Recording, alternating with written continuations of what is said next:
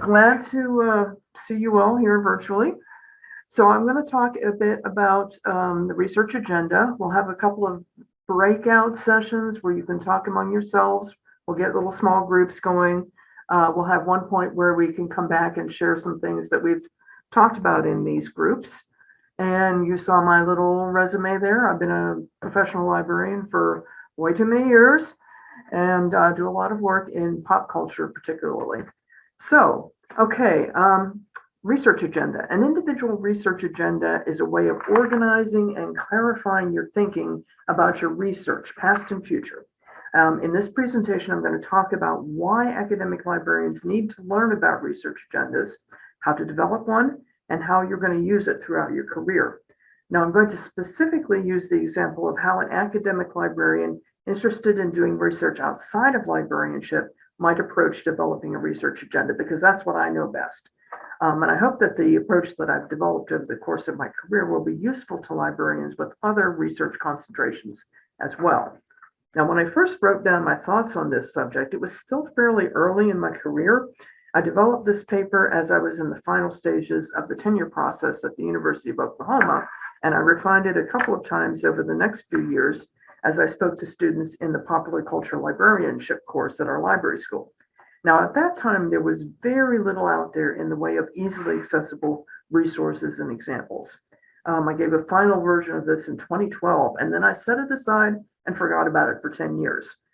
So when Dawn asked me to talk to you, I hoped I'd find that what I'd written then was still a useful framework from my mid to late career perspective.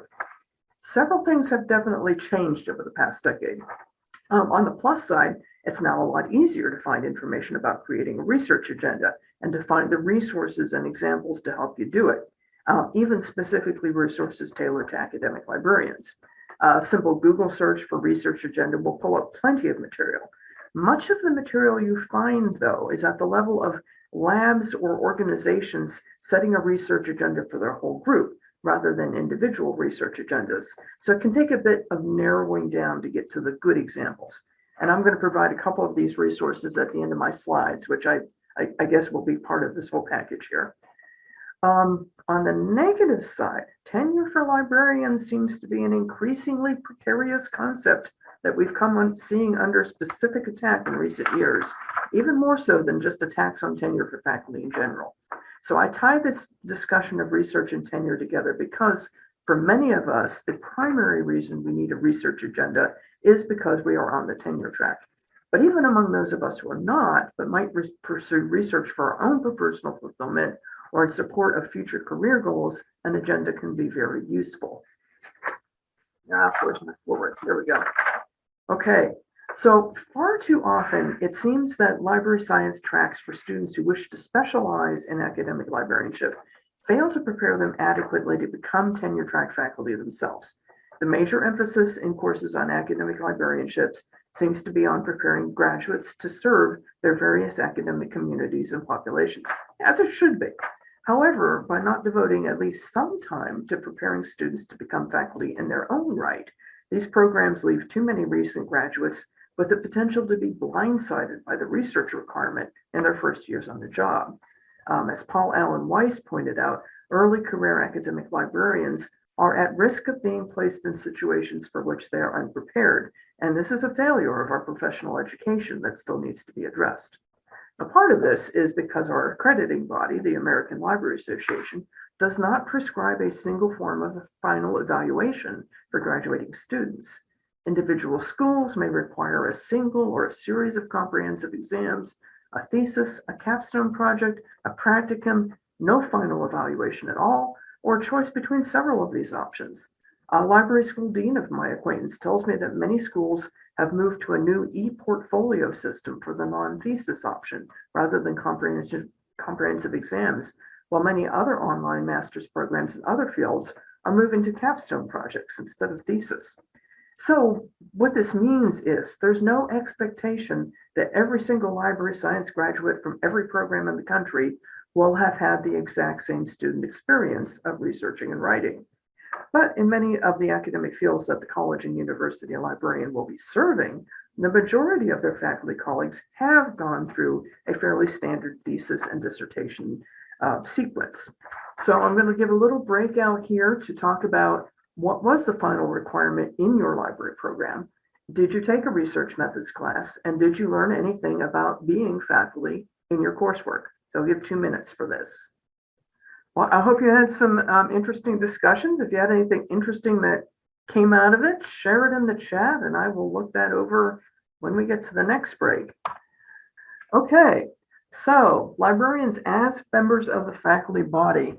Currently, only about 50% of higher education institutions grant librarians full tenure track status, faculty status in some way, with the attendant advantages of participation in institutional governance, research funds, job security, sabbaticals, and so on. And this percentage, from what I can see, seems to be holding about relatively steady. It's been that way for about 10 years, although that does really depend on how things are defined. There is still, even at this late date, a certain amount of unresolved conflict, both within the field and in broader academia, about whether academic librarians should even be tenure track faculty. It's been this way my whole career, and I don't expect it's ever going to be resolved, particularly as we start moving to models where the number of faculty librarians shrinks and many traditional librarian responsibilities are performed by professional staff and adjunct and contingent faculty. However, no matter what our training may have been like, it can sometimes seem hard to achieve full citizenship within the academic community, even when we are tenure track faculty and publish in numbers comparable to the teaching faculty. Because the MLS or the MLIS is considered the terminal degree for entering the profession, there's sometimes a suspicion that our research is not of PhD caliber. And I tend to think that vocational awe, and you've probably heard this phrase if you've been around librarianship recently, may keep us from asserting ourselves as deserving full respect and representation in the academic community, as well as claiming full academic freedom. Taking our own research obligations and agendas seriously can be one way to assert our value. Not being exposed to the same information on the culture of academia and their expected place in it that other students get from their thesis and dissertation advisors can put us at a further disadvantage. Even if not all LIS students planning careers in academic librarianship go on to become publishing tenure track faculty, they would still benefit from an understanding of the basic structure of faculty organization and governance and the tenure process, and not just to help them in making career decisions and in preparation for interviews at academic institutions. Knowing about the processes that are outlined in faculty and departmental handbooks, the 3 main areas of evaluation in service, teaching, and research, the importance of research and publication in top-tier sources, the chronology of the process with its typical annual and third-year review, tenure review, and post-tenure review, all of this would improve their ability to serve all faculty and graduate students in their user population in their pursuit of tenure and promotion, as well as their own research needs. So I'm going to give another little breakout here. How many of you are tenure track, or do you have an equivalent sort of different status? Does it provide you the sort of protections and advantages that faculty on your campus have? And if you're not in that position yet, hopefully there'll be someone in your group who is and could talk about what their experiences have been. So let's give this about 2 minutes too. Okay, great. All right. Again, I hope that was interesting. And if you have anything interesting, any observations you want to share, drop a few things in the chat and I'll look at them later. So this will be kind of the meat of the thing here, the longest part. So we're going to talk about the research requirement and your agenda. Because not all MLS students write a thesis, the component of the tenure requirement most likely to be unfamiliar and stressful to the new academic librarian is the research requirement. It can be especially scary when you find out your research responsibility is typically somewhere between 15% and 30% of your job. So one way to take control of this is by having a well-designed research agenda when you start. The early development of a research agenda is an established strategy in some programs where graduate students and early career faculty might have the opportunity to take professional development seminars or work with assigned mentors. Students in these programs might gain many advantages from more guidance in the process of moving from thesis to dissertation to professional publication, with the coursework centered on this goal and opportunities for publication along the way. For example, the education program at the University of Oklahoma back in 2012 had a strong emphasis on personal mentoring tailored to where the student planned to end up in their career. In our biology program at that time, students participated in a professional development seminar that introduced them to planning for different career paths. On the other hand, I was kind of surprised when I developed the ideas for this talk to find out that academics in other areas also frequently felt that they were poorly prepared for the demands of the tenure track. It's not just us. In other fields where the master's is a terminal degree, faculty may also face the "your research can't possibly be rigorous enough" barrier. And while it's true that not all MLIS programs require research methods or academic writing classes, many other PhD programs don't either. And even in PhD programs, the focus may be entirely on the dissertation with little or no guidance as to what comes next in one's research life and how to handle it. So the new faculty librarian need not feel entirely alone, and the advice I'm giving today might be much more broadly applicable. So adopting this early introduction of the concept of the research agenda or plan can help get faculty librarians on track right away and keep them there, all the way from the interview to the research statement and the tenure packet, and beyond, as a means to avoid the dreaded post-tenure slump and to successfully navigate future promotions and post-tenure review, which is becoming more and more a thing. What a research agenda can provide for the faculty librarian in the long run of an entire professional career is structure and direction. So what exactly is a research agenda? Who are you writing it for? When in your career should you work on it? And how often should you update it? How detailed should it be? Where does it need to be flexible? What does it need to include? So initially, it's something you do for yourself to develop your own goals. A research agenda can be as simple as a list of questions to focus on, the destinations you're tacking towards, the organizing principle around which you work. It's a plan and a focus on ideas and issues in a subset of your field. While a research agenda might be organized around just your next upcoming project, it could also cover the entire trajectory of your research career. What's going to be most useful for the mid-program student or the early career academic is something in between, something that starts with an area or a question on which one wants to focus, develops tentative plans for a few different ways of approaching it, and includes some broad goals for publication. At this point, you don't want anything too rigid or restrictive because your agenda is naturally going to change over time as your knowledge grows and as new research questions emerge. As you move towards tenure and past it, your areas of interest might narrow or broaden. Themes will emerge that may change your direction entirely, and your publication objectives will evolve to reflect your personal goals rather than focusing simply on tenure requirements. So an agenda could start with areas of study you think you want to pursue. What do you want to work on? What interests you and why? Where do you see a need in your field? Was there some topic that you were unable to find enough information on when you were doing research for your classes? If you were working in a library while you were in school, what projects or issues were being discussed and worked on in your department? I had a supervisor once who told me never take on a new project at work without thinking about how to get a publication out of it. And that's been pretty useful advice in my own career, particularly early on. If you're interested in several different subjects and find it hard to decide between them, is there some broader theme that unites them?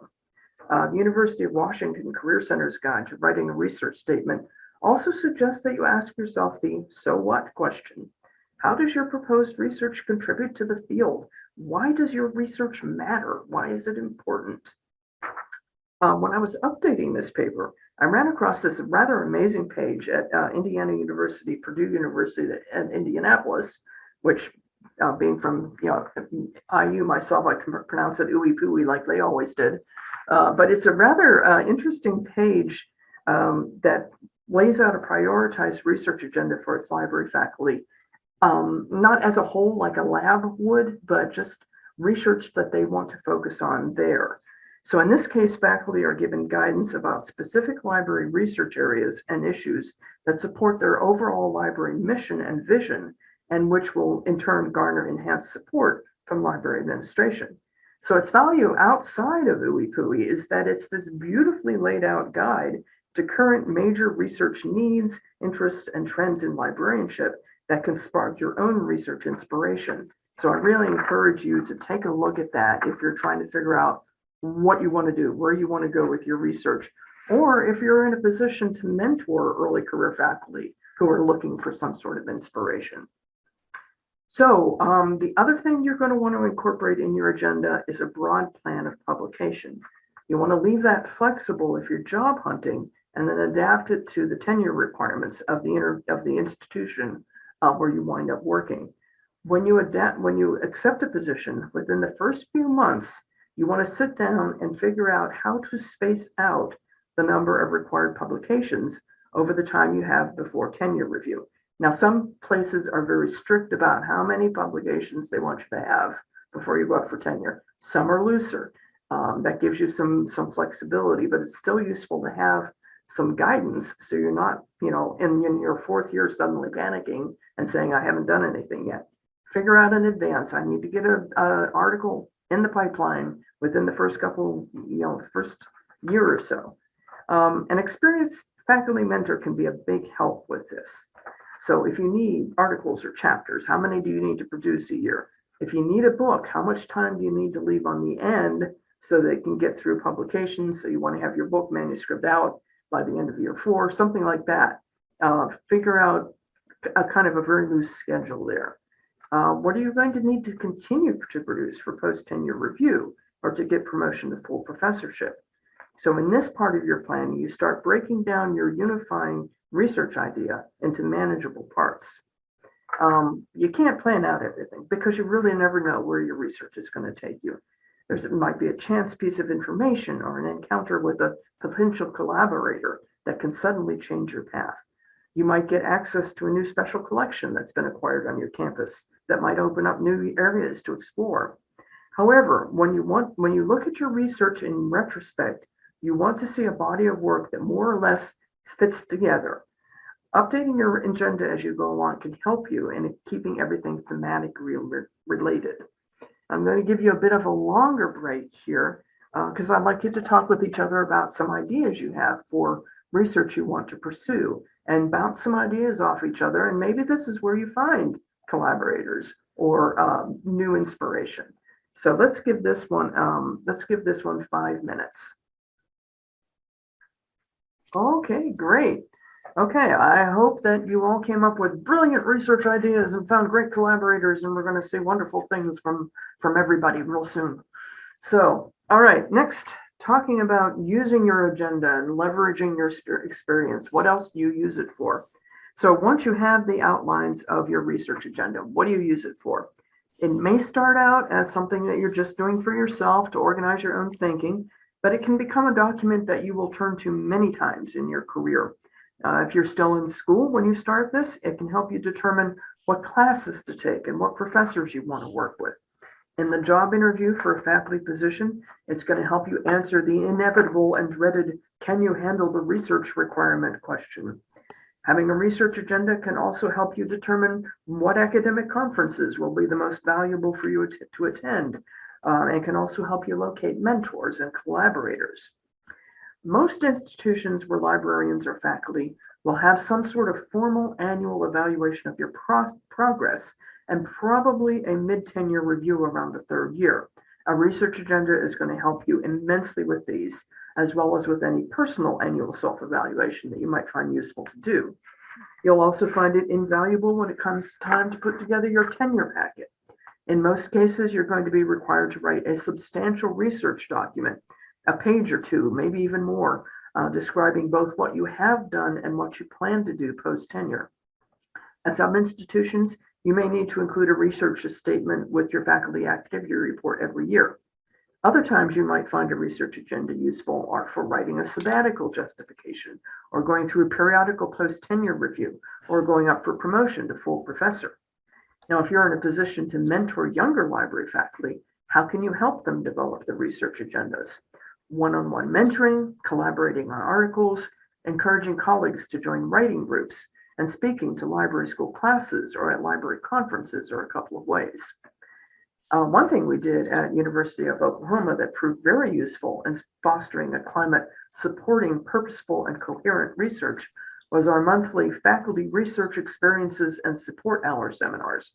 Library faculty met for either a discussion of one person's research or for a specific research topic. Seminars covered practical topics like collaboration, presentation skills, editing, managing your sabbatical time. From time to time, we had a more general session in which all faculty had a chance to talk a little bit about their current and upcoming projects. At Rutgers, we had a similar group called the Scholarly and Professional Activity Committee, where faculty might present research in progress for advice from colleagues or test present papers to get feedback. I know that these experiences made me feel less isolated in my research efforts, even though my areas of concentration were quite different from those of my colleagues. And that's going to lead me to the next part to a more specific topic, which is the next part of this, which is librarians writing outside of librarianship. Most of us are fortunate to have this option if we want it. Many librarians who publish outside of librarianship are subject specialists, subject branch librarians, or curators of special collections, and these specializations particularly lend themselves to this kind of research. But generally, any librarian who has an interest in a topic outside of librarianship can usually take advantage of this. If this sort of writing is a major part of your future research plans, it's very important to ask about this in the interview for any position you're considering, especially if you started establishing, a body of work outside of librarianship and you're looking to change jobs. That's something that you're going to want to ask so that you'll be able to continue that work. If a lack of strictly library science publications would count against you, there are still some options that can keep you working with your chosen topic until you have a little bit more freedom, like bibliographies, collection development guides, reference pathfinders, finding aids, indexes, digital humanities projects, publication histories. Things like that might satisfy the requirement, would be library science related, and provide a solid foundation for later research where you can be a little bit more free.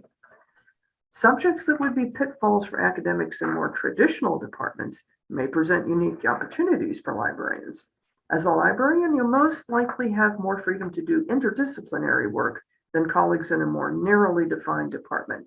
You can investigate topics that might be a drag on the career of, say, an untenured English faculty member who might have a need to plan their specialization and publications much more strategically and demonstrate a familiarity with the most fashionable current theories.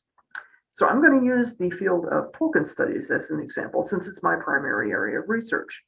For a long time, doing real critical work on Tolkien was a career killer. He was too popular to take seriously. For example, in the introductions to his Chelsea House critical anthologies on Tolkien published in 2000, Harold Bloom couldn't understand how anyone could read that juvenile trash, but he was willing to publish those anthologies anyway to capitalize on the Peter Jackson movies. Now that's changing. There's a Modern Language Association handbook on how to teach teach Tolkien at the college and university level, came out in 2015. That's a definite brand of respectability. But this long history of dismissal by the establishment meant for many decades, many of the top Tolkien scholars were not English professors, and certainly not young, untenured English professors.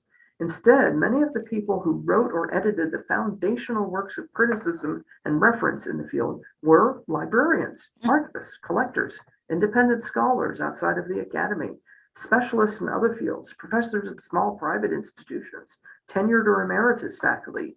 This early generation of pioneers is still very productive, and the field remains friendly to academic outliers, but we're seeing a generational shift as more faculty and students in traditional English programs find it safe to publish on Tolkien because of their pioneering work. So much of popular culture research shares this history. The books of Ray B. Brown, who many consider to be the founder of academic popular culture studies, are full of examples.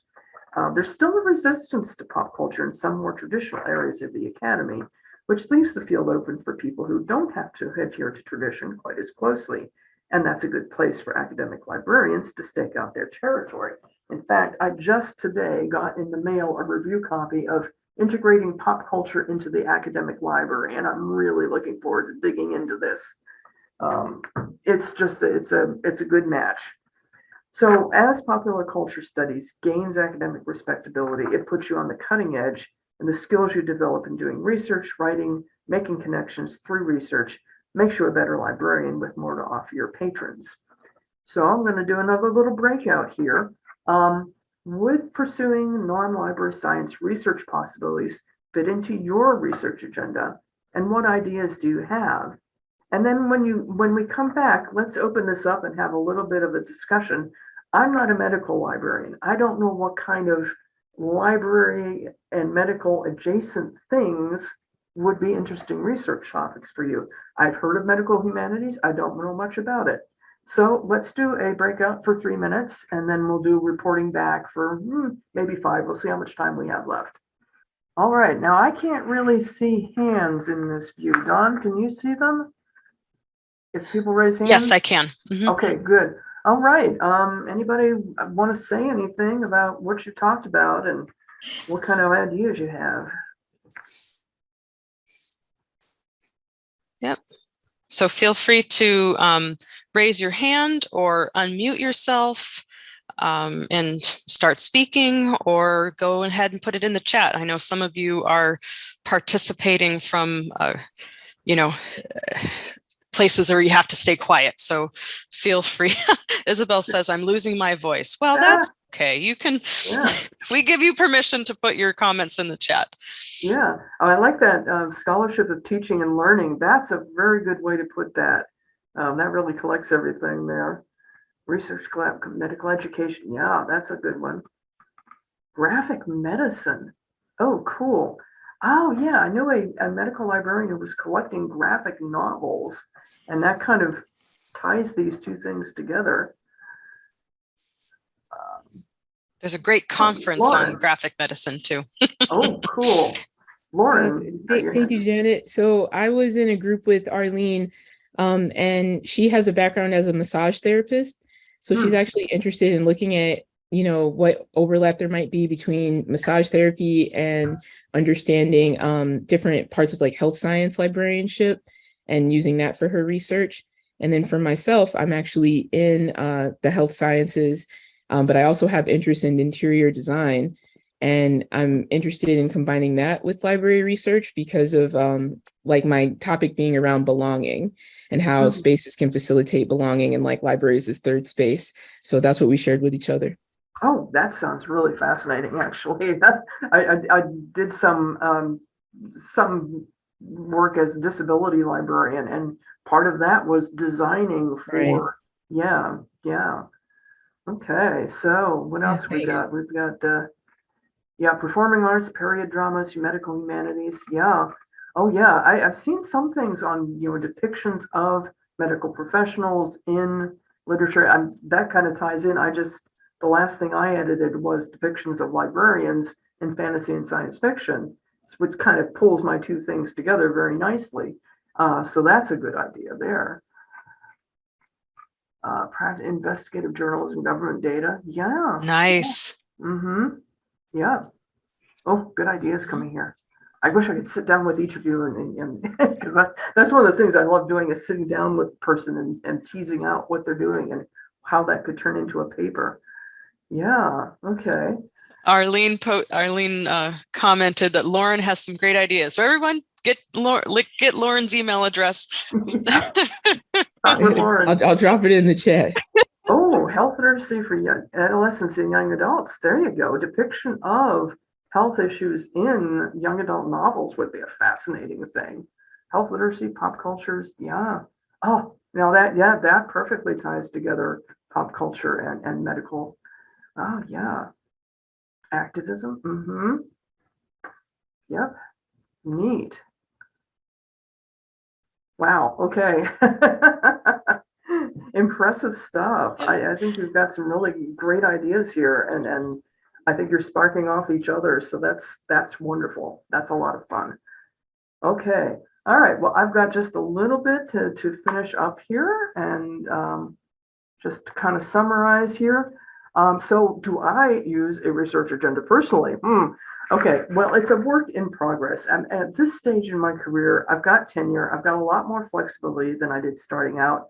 I'm much more likely to just pursue an opportunity that intrigues me rather than sticking to a strict agenda. Early in my career, my non-library research was not consistently valued, as each dean I worked with for seemed to have different expectations. So I had to carefully balance with library-focused research and fit it all into an overall thematic framework. And I delayed some work that I wanted to do until after tenure. And somebody did raise the very good point. Okay, somebody did raise the very good point about finding external reviewers. That is a challenge when you go out for tenure. You've got to suggest and help your dean find external readers who can judge your work. And if you're doing work that's outside of librarianship, that can be a little hard. I wound up finding people who were Tolkien scholars and people who were in my area of librarianship. Fortunately, as I mentioned, there were a lot of Tolkien scholars who were librarians. So I had that small core group where it overlapped, but then I knew all of them personally. So that was a tough thing too. So that's another factor that makes you want to think about making your research a bit more marketable and a bit more thematically compact before you go up for tenure, and then expanding as you go later in your career. I find my work now falls into several major themes and interest areas. So whenever something comes up that falls into one of those areas, I've got a strand of research to draw on. It's been most useful to me, the research agenda, when pursuing tenure and when job hunting. So I can clearly communicate what I've done, what I'm going to be doing. I anticipate the next thing I'll need it for is either promotion to full or post-tenure review, or just what do I want to do when I retire? I've got a very long list. Justification for faculty status often hinges on the idea that it makes academic librarians into more skilled practitioners, better able to serve their institution's faculty because they understand their research needs firsthand. That's all the more reason that the academic librarian track in library school should include instruction on research methods and discussions about being faculty, with an emphasis on the research requirement and developing the research agenda. And it wouldn't hurt to learn about the tenure process, faculty governance, all these things about how colleges and universities are organized and administered. Gives you an idea of what to expect, what might be required of them, and helps you match your own goals and preferences to the type of librarianship that you prefer. It's not good to wind up in a position with an expectation of publication if you just don't like writing. But if you do enjoy research, let this encourage you. I hope this is useful to you wherever you are in your career. And like I said, the slides have some resources, a few new things that improve on what I found 10 years ago. So got my contact information there if you need to contact me for anything, and resources on the last two slides.